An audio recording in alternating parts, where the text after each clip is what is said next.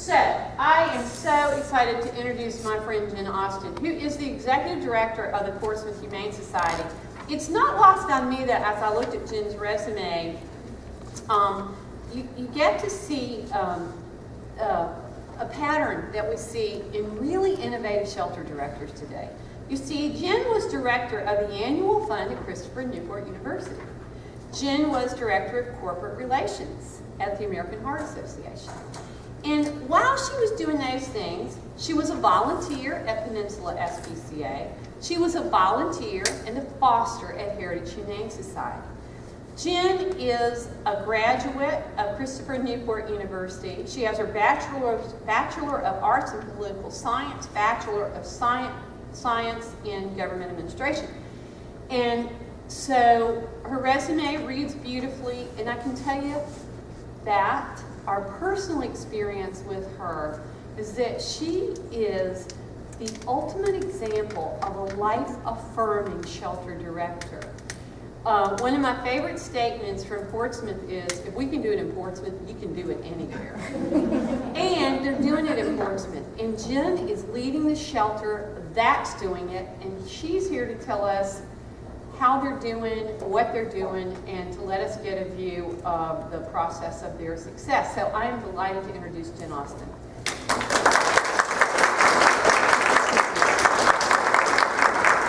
Deborah, and thank you everyone for coming out tonight. We're really excited to have you all here, despite the heat and despite the traffic. If you see me squinting at you a little bit, there's a lot of sun coming this way, so forgive me, and if I trip, forgive me in advance. But wanted to share with you the Portsmouth Humane Society story. I've been with Portsmouth for about 2.5 years now, and have had the incredible experience of being part of a fantastic group. So I wanted to share a little bit about that with you tonight. The first thing I want to do is tell you about our old shelter. I think you have to appreciate where we've come to know, or where we've been to understand where we've come. Does that make sense? Yeah. Thank you. Our shelter used to be located on Frederick Boulevard. And if any of you are familiar with Portsmouth, to put it bluntly, it's the ghetto. It really is the ghetto.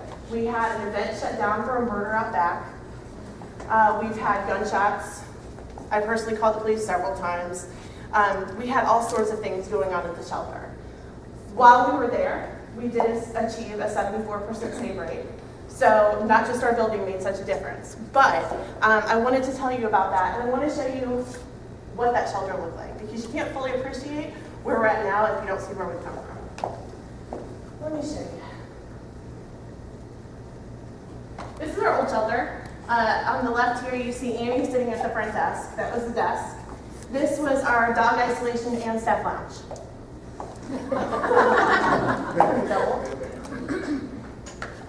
This was our cat room. This is looking at it from one side. This is looking at it from the other side. And then to mark the stray side, we have this nice sign. That's how we mark stray. This is our dog stray, where our dogs came in. We had about 25 cages back there. That's where our stray animals stayed. And you can see these are the cages of the main kennel. This is what they look like. That's how big they were.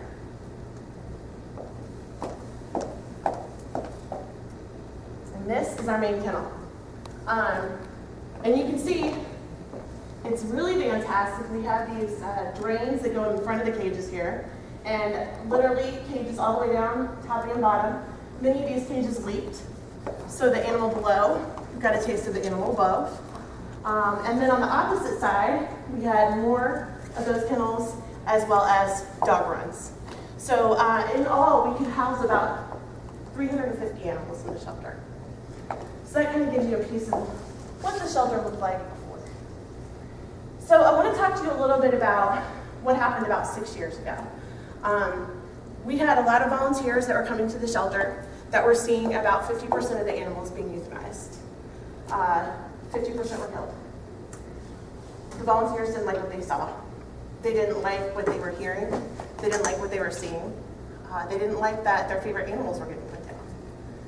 A group of volunteers took it upon themselves to go to our board of directors and say, we're not happy. We don't like the way the shelter is being run. We want you to change things. And our board of directors listened to the volunteers and sought out an executive director that had made some changes in Williamsburg, Christy Chips Peters. She was recruited from Heritage Humane Society to come to Portsmouth Humane Society, and she took over about 4 to 5 years ago. Christy is what they talk about as an excellent example of an executive director. She's everything you want in your executive director. Her first move on the first day was to stop euthanizing. She stopped euthanizing the animals that were adoptable. There's no need to put down an animal that can go into a home. All you have to do is find the resources to house that animal and to take care of that animal. And Christy did just that. She got the correct staff on board. She brought all the staff up to speed, what she was looking at, what she wanted to do. She brought the protocols up to speed. It's important that your cleaning is the way you want it to be, is the way you need it to be in order to keep animals safe and healthy. She brought the animal care up to speed. Just because an animal is sick, has an upper respiratory infection, doesn't mean it's a death sentence. It can be something that can be worked on, something that can be helped. When Christy came on board a few years later, 1 to 2 years later, she and I talked, we worked out a little deal, and I went to Portsmouth Humane Society from the American Heart Association. When I came on board, one of the first things I was tasked with was developing our foster care program. We had had some fosters before, kind of onesies and twosies.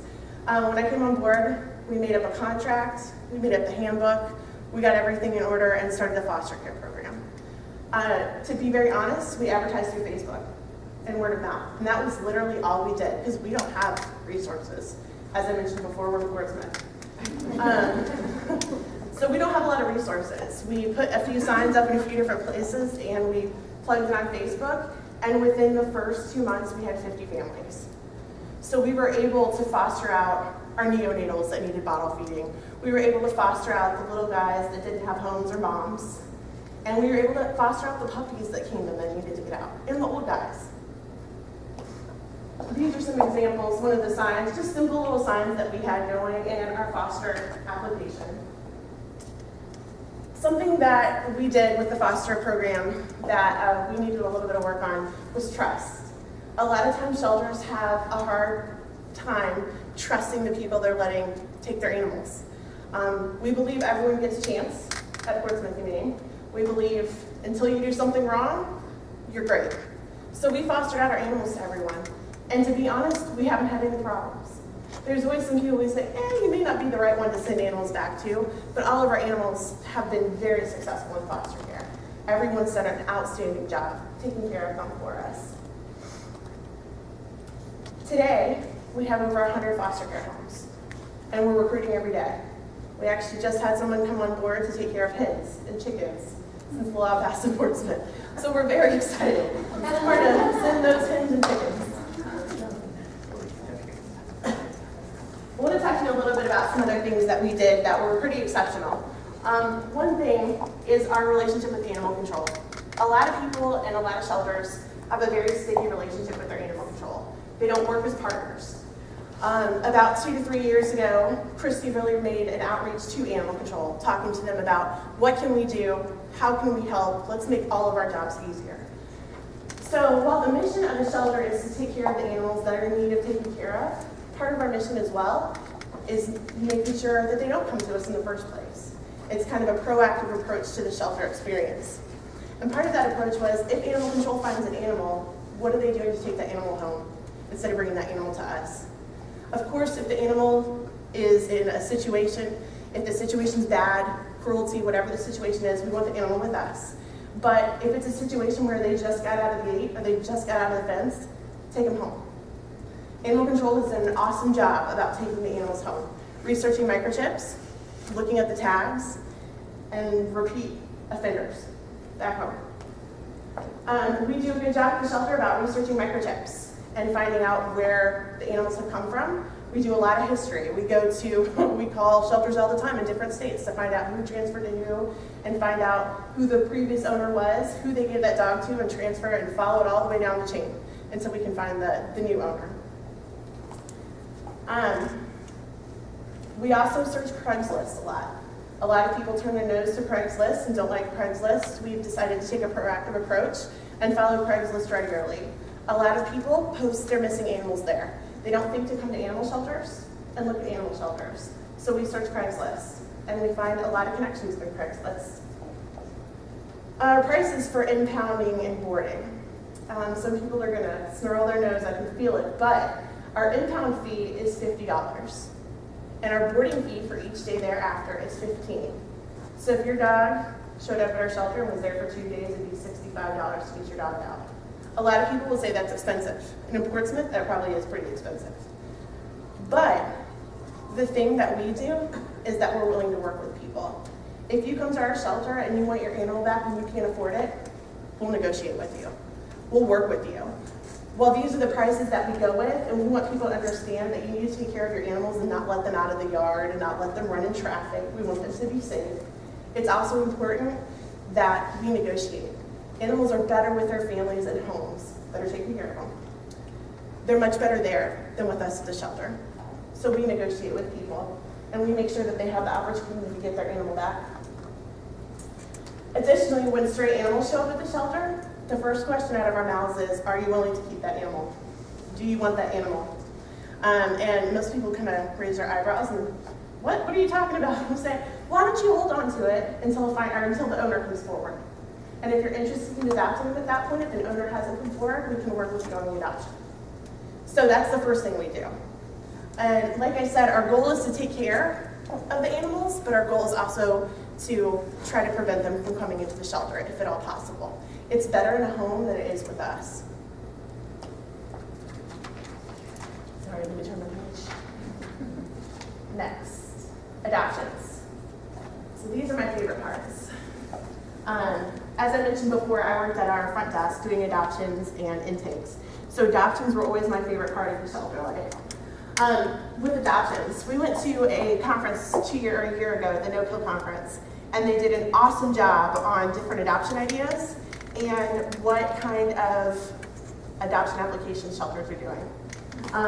Some of the adoption ideas included Cinco de Mayo, cats and dogs for $4, $5, Cinco, Puppy Palooza is when we get a ton of puppies in. Last spring we had about 15 litters of puppies come to us over a 2-month period. That's almost 150 puppies for anyone doing the math.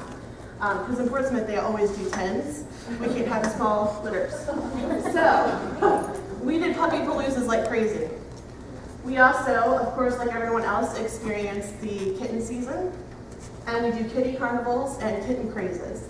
The picture up in the left-hand corner there is doing kitten painting. We had non-toxic paint and dipped the kitten's feet in it and let them run around poster boards so people could take home pictures of their kittens. These three on the bottom are 3 of our longest residents at Portsmouth Humane. Each of these dogs was at the shelter for 2 years. We don't believe in euthanizing for time or space.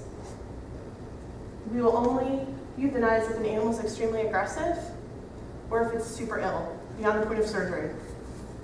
And these 3 were with us for 2 years and were just recently adopted.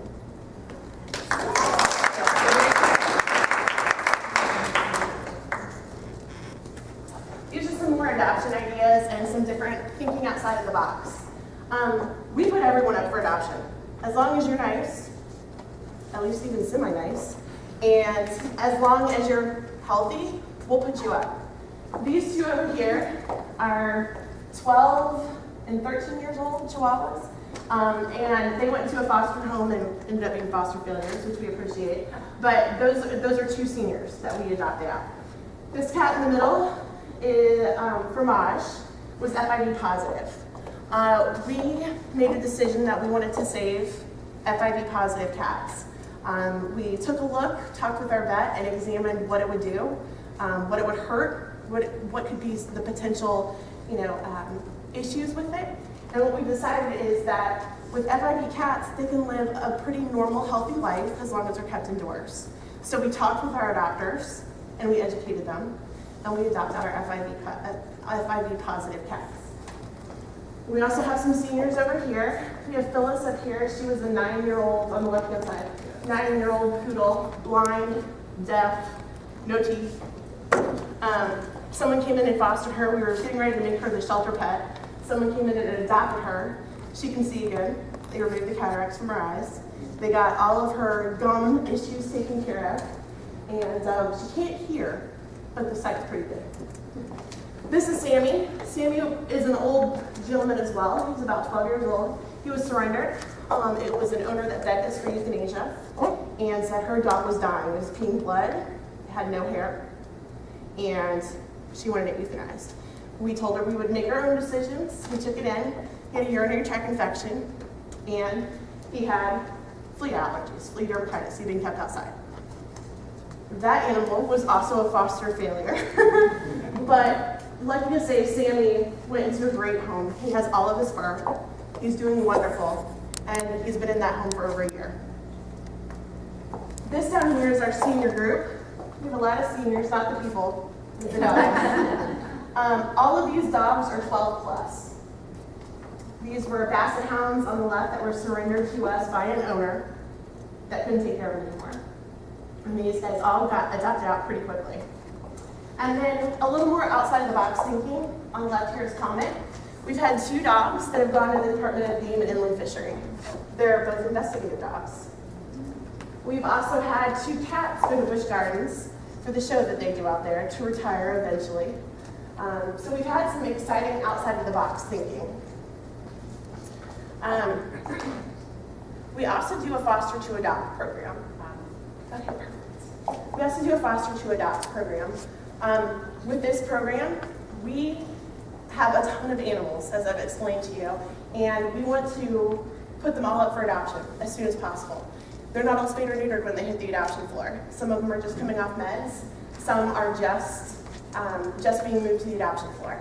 So what we do is we put them up for adoption, and if someone comes and decides they want that unspayed or unneutered male or female dog, we send it home with them, and we have them bring it back for surgery. We do it as a foster. Now that's not counted in our foster program. We don't count them. We call them foster to adopt, but we do that so that people can enjoy the animal now and still have the opportunity to adopt the animal. I want to talk to you a little bit about rescues, TNR, transfer. In Portsmouth, we have an awesome opportunity with trap, neuter, and release. We are able to work out feral cat colonies across the city. We get in animals that are wild cats, and we get them fixed and then release them back into colonies that are overseen by responsible people that feed them daily. If your city doesn't have this, you should get it. It's awesome. We've increased our rates because of this, I would say, because of our TNR program. We have PETA now coming every Tuesday. They bring their snipmobile. They park in our parking lot and fix our animals for us. And we are able to release cats every week into the TNR program. Also, thinking outside of the box, rescue groups. Work with other shelters in your area. We had both Abby and Willoughby for over a year, and we ended up doing a trade, both with the Peninsula SPCA and with the Portsmouth Humane Society, and both were adopted within 2 weeks of going to those shelters. New space, new people looking at them, and it's a new vision for them. It's something new for them to see. That works very well for us. Volunteers. Our volunteer program is incredible. We have over 200 volunteers. On the left here, you see PAC. It's the Portsmouth Alliance of Canine Knowledge. It's something that our volunteers do to better help our animals find homes. They teach them to sit, stay, down, touch, leave it. They teach them all sorts of wonderful things. That makes our animals more adoptable. Our volunteers are pretty much the backbone of our organization. They help with rides to the vet. They help clean. They help walk our animals every day. They help socialize. They do the foster program. They're literally the backbone of our program. We don't have a lot of money, as most nonprofits don't have a lot of money. And in Portsmouth, nearly 50% of the city is at or below poverty level. We, like I said, love our volunteers. Our job is to engage them, get them involved in the mission, and be honest. We tell them what's going on. We let them know what's happening. As I mentioned, our volunteers can do nearly everything. They work holidays. They give our staff time off with their families. When we're short-staffed, they can come and help out. They walk dogs, and they even do adoption counseling. other things. Some community involvement. How do we get the word out? We're poor. I already said that. So some things that we do, Facebook is number one on our list. When we need something, when we need food, when we need litter, all we have to do is put it on Facebook. And people come out by the tens of hundreds. We get tons and tons of people bringing us stuff when we make a request on Facebook. Second is, we have a great assistant executive director. This is Jill on the left here. And she has done a great job infiltrating our media. This is the Joe and Julie show. It's on Sundays, and she brought 3 kittens that day, which was a load of fun, but she brought 3 kittens that day and brings different animals to highlight. And then we started something new. It's our staff picks. This is Sherry, and that's Peacock that she's holding there. And we let our staff pick our cat and dog of the week. It's something new that we've started. It highlights them, and it highlights our staff. She's our staff member of the month, and it does a great job highlighting our animals. One other thing, we are able to save a lot of lives, and sometimes when we do have a little bit of empty space, we will invite other animals in from other areas. Recently, Pasadena Humane Society asked us if we would be interested in some chihuahuas, and we brought, actually they paid for everything, and we brought in 20 chihuahuas from a different city, from Pasadena. And they paid for everything, but we were able to reward our volunteers and put them as part of the rescue mission to go save these chihuahuas, pick them up at the airport, and bring them back. It's an awesome experience to be a part of that.